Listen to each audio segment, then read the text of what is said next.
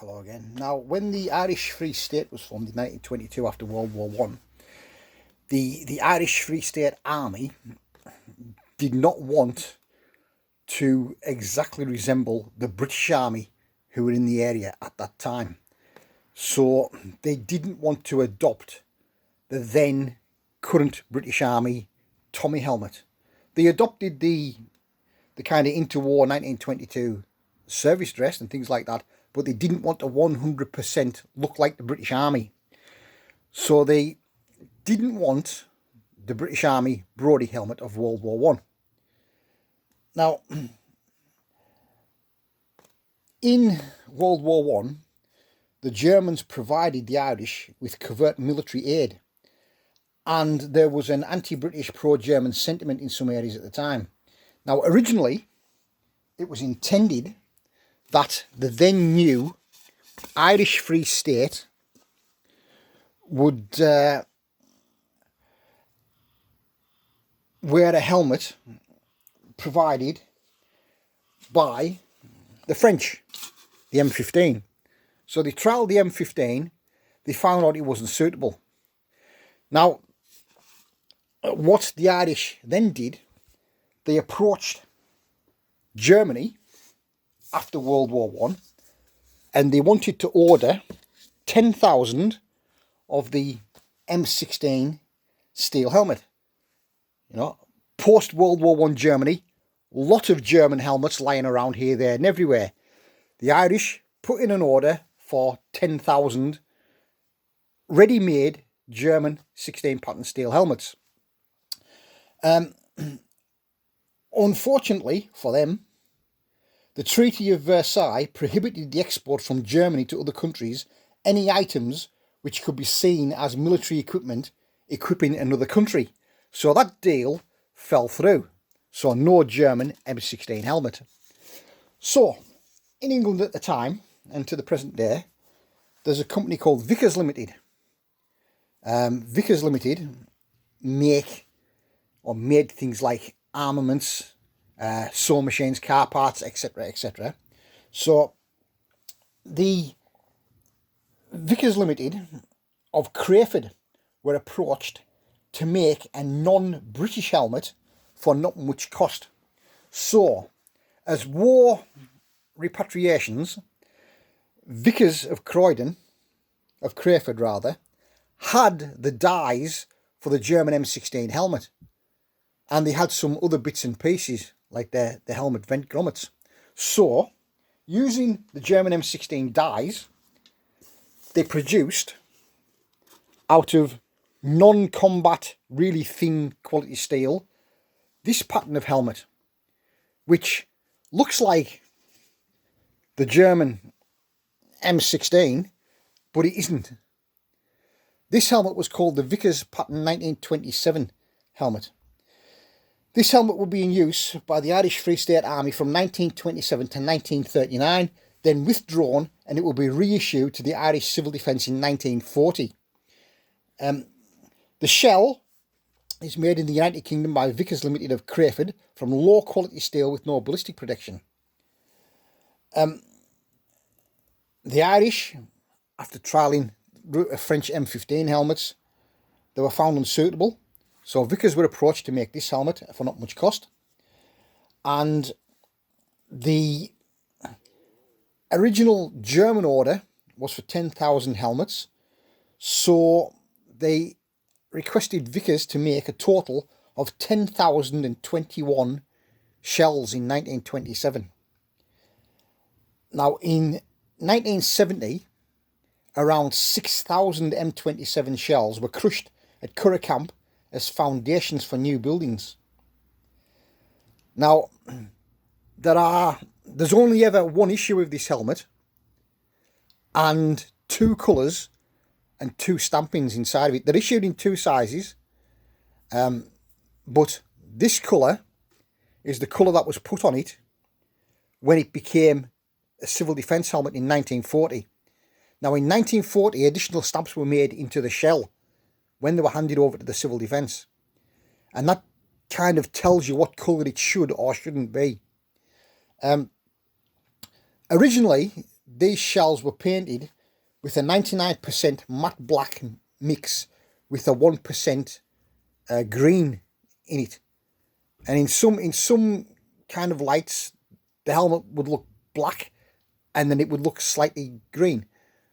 And on the modern collecting scene, a good indication of whether or not it's been repainted is down to what the original stampings are inside. The helmet shell itself, it has air vent lugs, exactly like the World War I German. And in fact, these parts are World War I German parts,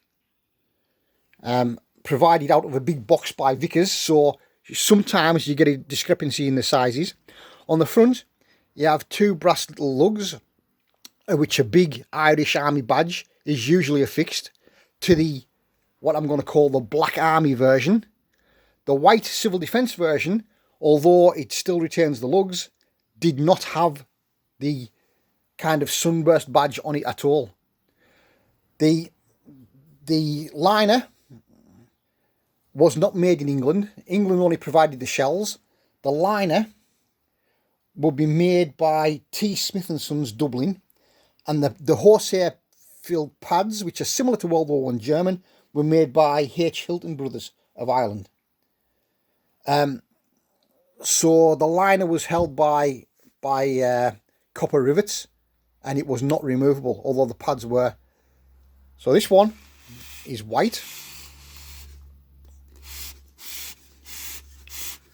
as you can see.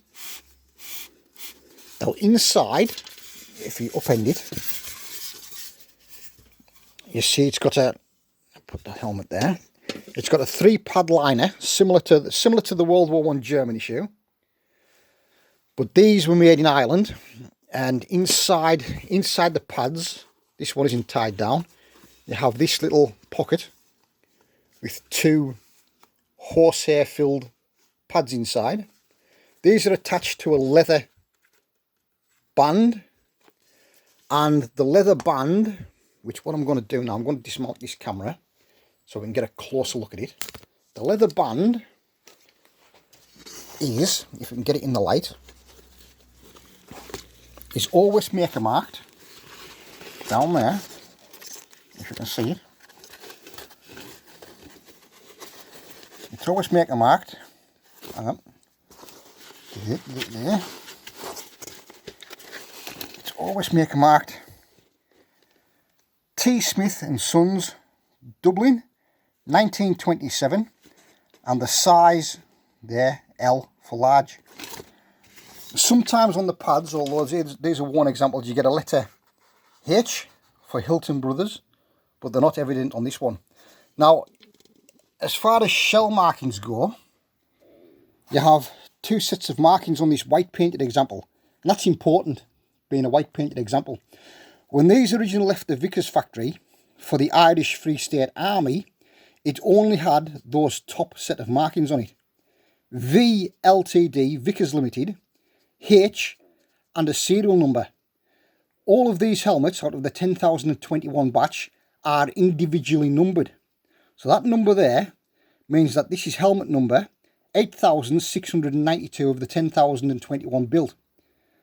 Right, so if it only had that top set of stampings on it, then this helmet would have been painted in that Black Army colour. Now in 1940, when these were handed over to the Civil Defence, they were re-stamped underneath the Vickers marking with that stamp there, H40/27, which means the helmet of 1927 was modified in 1940, and the modification was it was painted white for the Civil Defence. So if you see one of these at the show and it's painted in a black colour, being black, it should only have that top set of stampings on it. If it's got this additional bottom set of stamps on it, then somebody has repainted it black from a white Civil Defence helmet. So that's a good indication of whether it's been repainted or not. And 99% of these that survive today, and there's only a very small number, are almost always painted white. So if you see one of these that's been painted in that black green colour, approach it with some caution, because not only will it be a complete repaint, because of the thinness of the steel shell, these are very susceptible to dents and dinks. A repainted one could be hiding car body filler as well. So you need to be careful when looking at these things. That's the best condition one that I've had. I have had a really badly dented one, though they've always been white. Repro badges for the front are available on the likes of eBay, but this being a white painted one, even though it's got the brackets, it would have never had the badge fitted to it. Only the army black one would have had that. Chin straps, they're not obtainable. And as you can see, the chin strap mounts are very similar alloy to the World War I German ones.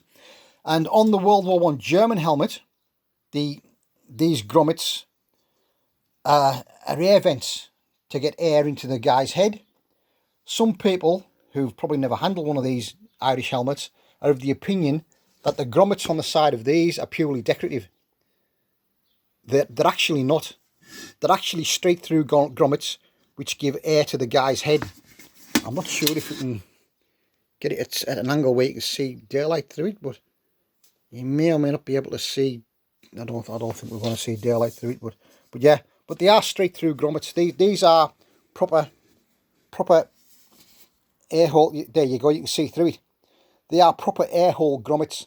They're not blanked off at all, as some people suggest they are. You can actually see right through there to the other side. So yeah, quite a nice thing. Now getting extremely rare. The Vickers factory at Crayford existed from 1918 until 1985. When armament contracts subsided after World War I, they turned their attention to civil items like sewing machines, vehicle parts, sporting guns. The Ministry of Defence stopped putting orders for equipment in with them in 1972, and by 1998 the entire factory had been flattened for the Tower Retail Park. In World War II, the Vickers of Crayford made machine guns, anti-aircraft predictor equipment, and naval gun lane equipment. And probably the most famous thing they made were the outer cases for the famous Dam Buster bouncing bombs. So this has been the Irish Free State 1927 pattern Vickers steel helmet, which is a close brother to the German M16 helmet. So they didn't want that one. They trialled that one, found it unsuitable, could not get them from Germany due to the Versailles Treaty, so approached Vickers in Croydon to make 10,021 of them. It's thought that the initial order was only for 10,000, but they over-ordered to compensate for any that might get damaged. And out of the 10,021 that were made, they are all individually numbered, and you'll find them in two paint variants, normally white civil defence, sometimes black. Treat that with caution. Like I said, with the markings inside will tell you which colour it should and which colour it shouldn't be. And then out of the 10,021 made, when the Irish Free State Army adopted the World War II British Tommy helmet in 1940, these were all handed over to the Civil Defence and, like I say, repainted. Of the 10,021 made, approximately 6,000 were crushed at the Curragh camp in 1970 for foundations for new camp buildings. So any example is a good example, and a really good example is very, very hard to come by. They do turn up, but they ain't cheap. So yeah, so it's not a reissued World War I helmet. The only World War I parts are the German helmet grommets that's on it. And like I say, liner, pads, chin strap, if fitted, were all made in Ireland. And the only place you'll find stampings on these things is in the rear neck area. And once again, V Ltd, Vickers Limited, H helmet 8692. That was the original marking. When they were repainted in 1940 for civil defence, additional marking underneath, H40/27. If it's got that H40/27, it should be white, not black. So that's a good indication of whether yours has been repainted or not. Like I said, they're the original liner pads. It's got a couple of guys' names and serial numbers in them. But overall, quite a nice thing. Probably the best one I've ever had. So the Irish M27 Vickers Limited steel helmet. Bye for now.